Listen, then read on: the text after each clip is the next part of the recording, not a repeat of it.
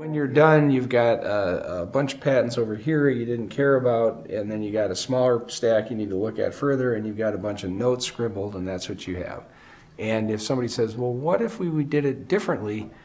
And you go, oh, we didn't answer that question. Let's put all those patents back on the stack and let's go through them again. And so every time you want to iterate the design a little bit or make a different decision about how you want to design it, you got to take everything back and put it back on the stack and go through it again.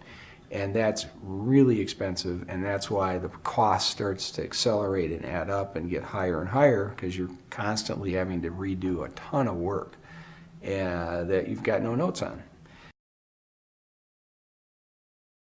So what we've done is we take that 200 patents and we map out all the claims so that we've got an index into these claims that is extremely accurate and very robust, and it allows us to go through that stack of patents. Instead of going through that in a day, we go through that stack of patents in an hour to an hour and a half tops, from top to bottom, and figure out every patent that matters and which ones that don't matter.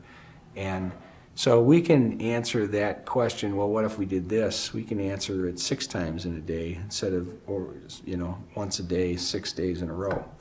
And so that obviously reduces the cost, by a large, amount, like an order of, magnitude, really. It's almost a 10-fold reduction in cost. And a much more satisfying process, because when we're done going through our tool and our spreadsheet that we develop, or that gets output essentially from our tool, we've got documentation of why every patent is in and every patent is out, and it's all stored there and saved in the spreadsheet.